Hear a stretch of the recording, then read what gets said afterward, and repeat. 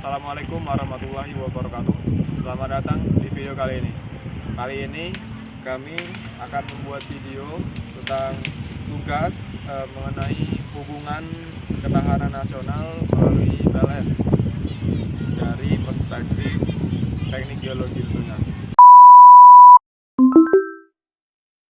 Assalamualaikum warahmatullahi wabarakatuh. Waalaikumsalam warahmatullahi wabarakatuh. Baiklah, pada kesempatan kali ini kami bersama narasumber dengan mungkin Bapak boleh perkenalkan diri terlebih dahulu, Bapak. Oke, saya Ahmad Ridoni dari seksi R&D Perumda Tirta Musi Palembang. Sebenarnya belum lama sih, tapi kalau dari sisi penelitian dan pengembangan saya sudah dari semenjak 2019 sampai sekarang masih di seksi penelitian dan pengembangan. Kalau dari sisi pengalaman dan dari sisi experience di Perumda Tirta Musi, saya udah berkarir dari tahun 2003. Itu pernah di operator di bagian teknisnya, mulai dari produksi dari air baku, memproduksi air bersih selama 6 tahun. Lanjut dipindah lagi ke bagian distribusi pelayanan mengenai bagaimana menyalurkan pendistribusian air minum, memberikan pelayanan kepada pelanggan, memberikan menanggulangi berbagai macam keluhan, permasalahan di lapangan. Itu 10 tahun di unit pelayanan sampai 2019 itu saya dapat amanat baru sebagai sebelumnya staf di seksi penelitian pengembangan. Dan alhamdulillah per Desember kemarin dapat amanat baru sebagai pejabat promosi asisten manajer penelitian pengembangan Perumda Tirta Musi. Alhamdulillah, walaupun tidak banyak, mungkin bisa saya jawab sebagian. Waduh, berarti udah lumayan nih Pak ya pengalamannya Pak ya. Alhamdulillah. Baiklah, mungkin bisa kita langsung ke sesi tanya jawabnya ya Pak ya. Boleh. Baiklah, untuk sesi tanya jawab ini ada 5 pertanyaan. Untuk pertanyaan pertama, apakah PDAM memanfaatkan air tanah atau hanya mengandalkan air pada permukaannya saja, Pak? Mungkin boleh langsung dijawab, Pak. Oke, saya luruskan sedikit ya. Memang kita sudah agak terlalu familiar ya kalau dengan air minum itu ke PDAM. Tapi perlu diketahui per 2022 itu kita udah berubah nama dari PDAM menjadi Perumda Tirta Musi. Bisa kita panggil juga PTM gitu, Perumda Tirta Musi PTM. Tapi nggak apa-apa kalau udah biasa dengan PDAM nggak jadi masalah, sama aja sih. Tapi secara yuridis legalitasnya kita ke Perumda Tirta Musi. Oke, menanggapi pertanyaan mengenai apakah Perumda Tirta Musi menggunakan air tanah, jawabannya tidak. Jadi sebagai perusahaan yang menyediakan air minum bagi masyarakat Kota Palembang, kita seluruhnya menggunakan air permukaan, dalam hal ini sungai. Jadi kalau dari air baku itu terdiri dari 3 sungai. Sebagian besar itu hampir 3/4-nya itu dari Sungai Musi dan Sungai Ogan, ada satu lagi Sungai Borang. Kapasitasnya macam-macam. Kalau yang dari Sungai Musi itu letaknya ada di 3 titik, di Intik Karanganyar, di Intik Satu Ilir, dan di Intik Sungai Lais. Itu totally at least mungkin sudah 80%, 70% itu dari 70% air baku dari Sungai Musi untuk kebutuhan di Kota Palembang. Salah satunya lagi yang terbesar juga di Sungai Ogan, itu untuk melayani daerah seberang hulu di Sungai Ogan Jakabaring. Terus satu lagi ada di Sungai Borang, itu memang kapasitasnya kecil karena kita juga bermasalah dengan masalah air bakunya. Air bakunya itu kita ketahui bersama agak lebih ke hulu, jadi permasalahannya itu kalau musim kemarau intrusi air laut, dan kalau dia musim hujan atau itu kandungan Fe-nya itu luar biasa banyak. Jadi kalau dari pertanyaan tadi terhadap air tanah, Perumda Tirta Musi tidak menggunakan air tanah. Itu aja. Terima kasih. Berarti lebih menggunakan air permukaan ya Pak ya? Dalam hal ini sungai. Oke, Pak. Kalau misalnya jenis tanah atau batuan dari daerah-daerahnya itu, dia ada mempengaruhi penyimpanan atau pergerakan airnya nggak, Pak? Kalau dari sisi kalau ilmu orang sivil itu berbicara hidrolika, gerak air, memang ngelihat Sungai Musi yang alirannya natural itu eh, kalau jenis batuan mungkin ada ya, tapi nggak sedetil itu sama kami. Tapi kami itu berbicara tentang mineral yang terkandung di dalam air baku itu. Jadi kita melihat ada endapan, sedimentasi ada, lumpur. Itu juga tergantung musim dan kejadian-kejadian yang terjadi di hulu sungai. Misalnya di sana kejadiannya hujan, terus ada tanah longsor atau banjir, itu mempengaruhi kualitas sehingga turbidity-nya meningkat dan itu cukup menyulitkan kita. Gitu aja. Kalau untuk detail masalah pergerakan tanahnya, batunya itu saya belum paham. Iya. Oke, kalau untuk pertanyaan selanjutnya ya Pak ya, untuk banjir nih Pak, dampak banjir sendiri ada nggak pengaruhnya nih untuk kualitas dan juga distribusi air buat PDAM? Pasti itu ada. Jadi ini bicara bencana banjir, banjir itu gimana ya jelasinnya? Misalnya ada kejadian bencana di daerah hulu nih, daerah Lematang, di Enim, atau kalau di kabupatennya Muara Enim, di Lahat, di daerah seperti yang baru-baru ini terjadi kan di Batu Raja nih, ada banjir bandang juga itu mempengaruhi. Tapi memang efeknya ada jarak, ada jeda. Jadi misalnya terjadinya di hari Senin, itu efeknya di air bakunya karena kita nih kondisinya di hilir sungai, itu 2 hari sampai 3 hari baru ada efek.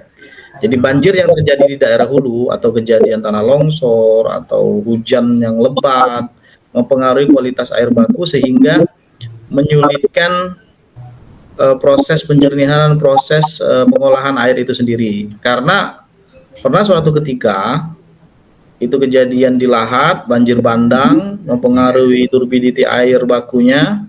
Sungai Musi itu yang rata-rata turbidity NTU-nya sekitar 350 sampai 400 maksimum ya.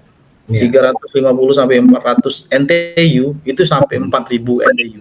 10 kali lipat sampai 12 kali lipat. Sehingga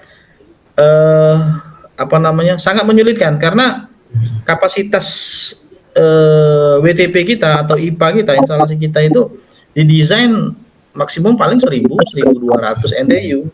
Jadi sangat menyulitkan sehingga dibutuhkan keputusan-keputusan yang cepat sehingga produksi tidak terganggu dan pelayanan air minum kepada masyarakat juga tetap berjalan dengan normal. Oke. Itu sangat berpengaruh loh kalau dari sisi kejadian banjir terhadap sumber air baku kita. Berarti sangat berpengaruh sekali ya Pak ya, apalagi kalau misalnya kayak banjir bandang dan lain kayak gitu ya Pak. Ya itu kalau yang terjadi di hulu ya. Iya benar. Kalau dari sisi distribusian air yang terjadi di hilir, misal kejadiannya di Palembang nih, di Palembang ada banjir atau mungkin terlalu ekstrim ya kita bicara banjir ya. Bicara soal genangan aja lah, hujan deras, ada genangan, masyarakat atau pelanggan itu ya dia tetap aman karena kita kan JP, jaringan perpipaan. Jadi selagi perpipaan itu nggak ada intrusi atau nggak ada kebocoran, jadi sistem atau pendistribusian airnya aman, jadi air tetap bersih dari sisi distribusi airnya. Kalau berarti di daerah Palembang misalnya. Iya. Berarti kalau misalnya ada banjir, selama misalnya pipa atau sistemnya itu nggak bocor, selamanya aman aja ya Pak ya? Aman. Kita bisa jamin. Baiklah. Lanjut pertanyaan keempat nih Pak. Jadi kan udah bahas banjir segala macam. Kalau misalnya nih Pak terjadi kekeringan atau sumber air yang berkurang drastis, gimana nih Pak penanganannya? Oke, jadi dari sisi air baku, dampak perubahan iklim, climate change itu sudah jadi santer ini. Jadi sudah jadi tren permasalahan yang cukup mendunia. Climate change itu sudah mungkin sekitar 5 tahun ini sudah jadi tren.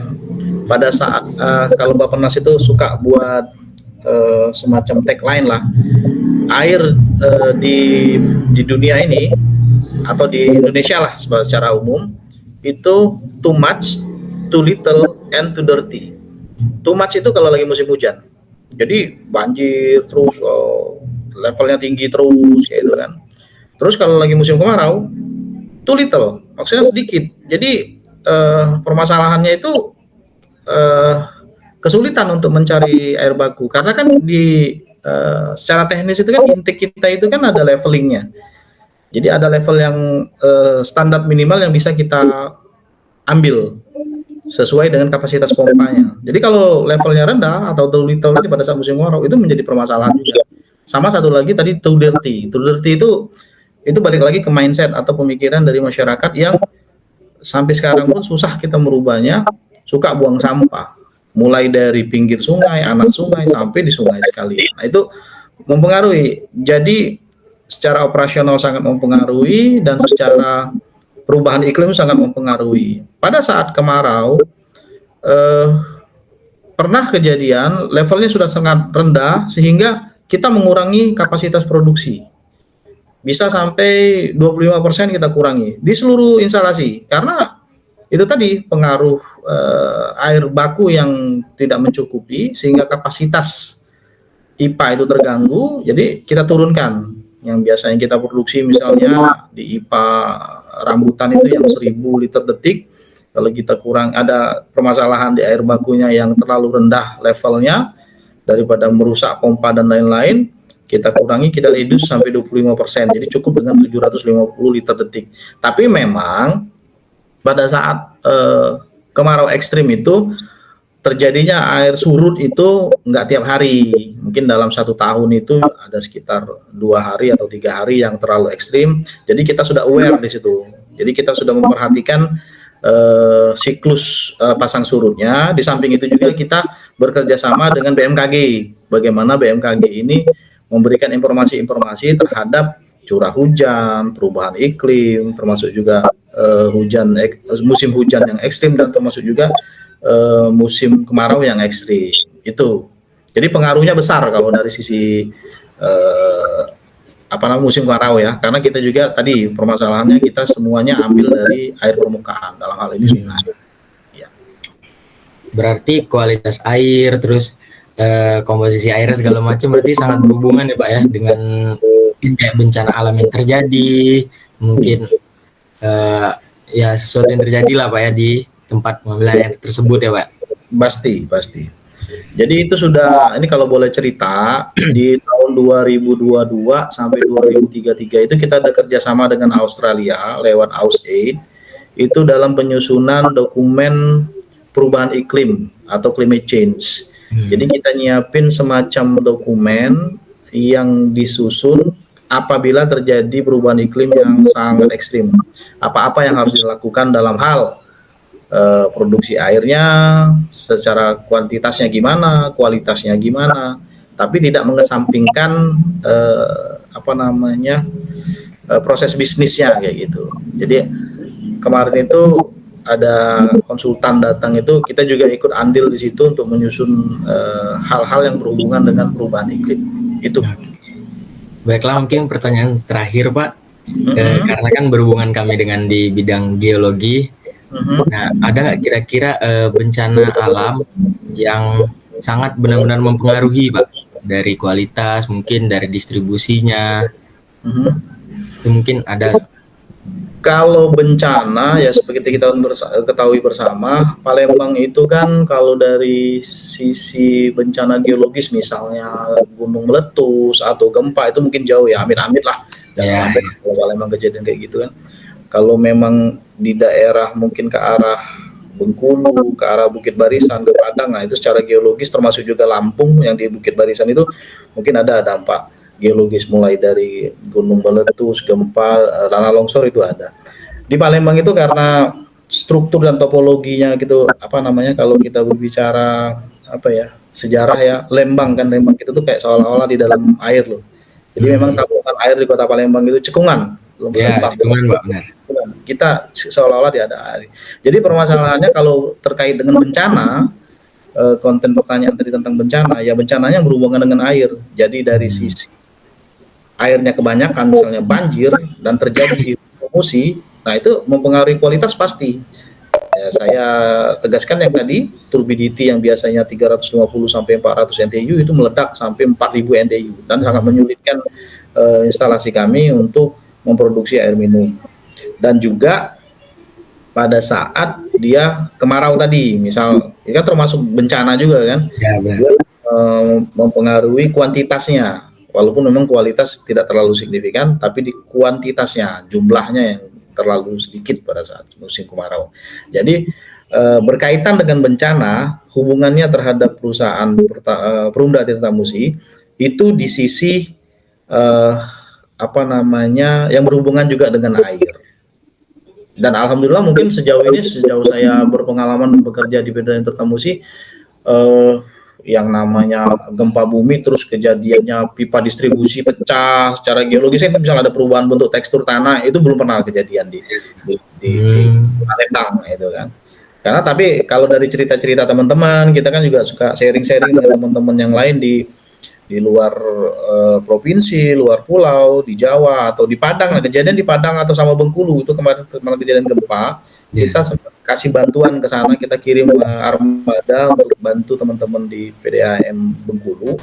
Itu luar biasa. Jadi terjadinya gempa, retakan atau perubahan struktur tanah itu mempengaruhi jaringan distribusi. Itu dari sisi pelayan itu porak-poranda itu kemarin. Tapi kalau di Kota Palembang, insya Allah ya, cuma yang berhubungan bencana itu yang berhubungan juga dengan airnya. Gitu. Air berarti kayak banjir gitu ya Pak ya? Ya, dan berpengaruh dengan kualitas, karena kualitas itu kita juga disyaratkan harus sesuai dengan Permenkes, harus jernih secara aspek fisikanya dan aspek biologinya juga jauh dari zat-zat yang berbahaya bagi kesehatan ya, dan secara fisika, kimia, biologi ada aspek-aspek itu memang ada. Kita lakukan juga uji lab rutin menjaga kualitas itu dari sisi pelayanannya. Oke, mungkin cukup untuk sesi tanya jawabnya Pak. Nah, kami terima kasih sekali Bapak sudah meluangkan waktunya untuk berbicara sama kami. Sebenarnya Pak Adrin itu bisa juga jawab, cuma mungkin malu aja dia. Cantik lah Kak. Yang magang di Tirta Musi juga ya? Magang nggak ini di Tirta Musi? Belum magang ya magang nggak? Belum magang. Belum magang ya? Belum. Karena yang mungkin habis ini jadi tertarik jadi magang sama Kak Doni. Mungkinan Pak. Karena yang di perencanaan itu ada anak Muhammadiyah kalau salah, ada 4 orang sipil di perencanaan. Dari sipil ya Pak ya? Oh, dari sipil. Oke, mungkin cukup sekian Pak wawancaranya. Semoga terima kasih. Semoga penjelasan-penjelasan ini memberi pencerahan-pencerahan dan mungkin membantu tugas-tugas adik-adik sekalian. Jangan sungkan koordinasi lagi sama Pak Aldrin kalau ada pertanyaan-pertanyaan lain boleh nanti di-sharing ke kita nggak apa-apa. Terima kasih banyak Pak. Oke, mungkin untuk terakhir nih Pak, mungkin boleh untuk beri kesan-pesan buat masyarakat gimana nih biar kita bisa menjaga air biar tetap bagus dari PDAM-nya segala macam Pak. Ya, jadi karena kita bersumber dari air kalau berbicara dengan PDAM lain, Tirta Musi itu dengan Sungai Musi itu given. Itu berkahnya luar biasa. Jadi mungkin kalau Sungai Musi itu sudah nggak ngalir lagi, udah kita nggak bisa kerja, nggak bisa. Bukan kita aja yang pegawai di situ yang bekerja. Mungkin masyarakat Kota Palembang akan kesulitan terhadap itu. Jadi terhadap penggunaan air atau kita minta penghormatan aja lah, respect terhadap air. Iya benar. Aja dengan air.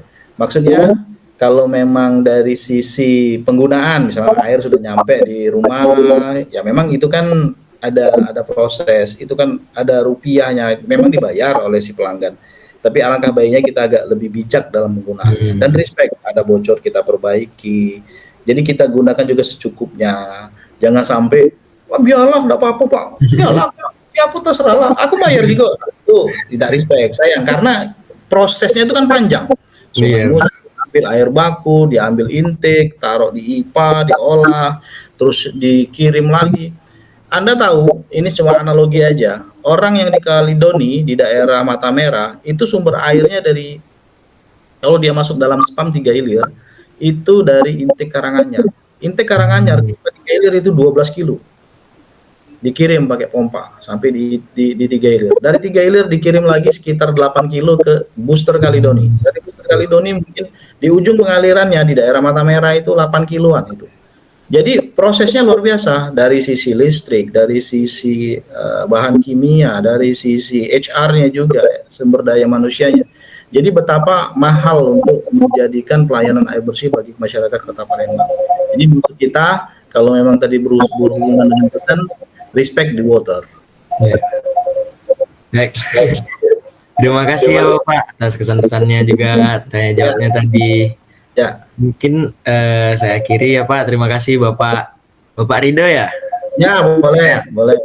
Bapak Rido, Bapak Aldrin juga. Terima kasih telah meluangkan waktunya untuk wawancara bersama kami. Mungkin saya akhiri. Assalamualaikum warahmatullahi wabarakatuh. Terima kasih Bapak. Terima kasih Kak Doni. Lanjut. Ya. Terima kasih guys.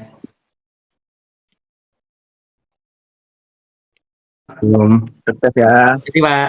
Waalaikumsalam. Terima kasih, Pak. Kesimpulan dari wawancara dengan Bapak Ahmad Ridhoni selaku staf dari Perumda Tirta Musi Palembang menjelaskan peran dan tantangan yang dihadapi dalam pengolahan air bersih di Kota Palembang.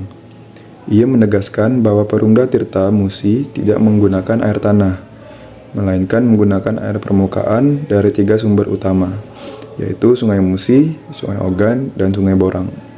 Bapak Ridhoni juga menjelaskan bagaimana faktor-faktor seperti banjir dan kekeringan mempengaruhi kualitas dan kuantitas air yang diproduksi. Contohnya seperti banjir dapat meningkatkan turbidity air sehingga menyulitkan proses pengolahan. Sementara kekeringan dapat mengurangi kapasitas produksi air hingga 25%. Selain itu, Bapak Ridhoni juga menyoroti pentingnya kesadaran masyarakat dalam menjaga sumber daya air. Ia mengingatkan penggunaan air harus dilakukan secara bijak dan bertanggung jawab, mengingat proses panjang yang diperlukan untuk menyediakan air bersih. Dengan adanya perubahan iklim dan tantangan lingkungan, kolaborasi antara masyarakat dan pengelola air sangat penting untuk memastikan ketersediaan air bersih yang berkelanjutan. Bapak Ridhoni juga menyatakan bahwa meskipun Palembang tidak mengalami bencana geologi seperti gempa bumi, dampak dari bencana seperti banjir tetap menjadi perhatian utama dalam pengolahan air bersih. Sekian, terima kasih.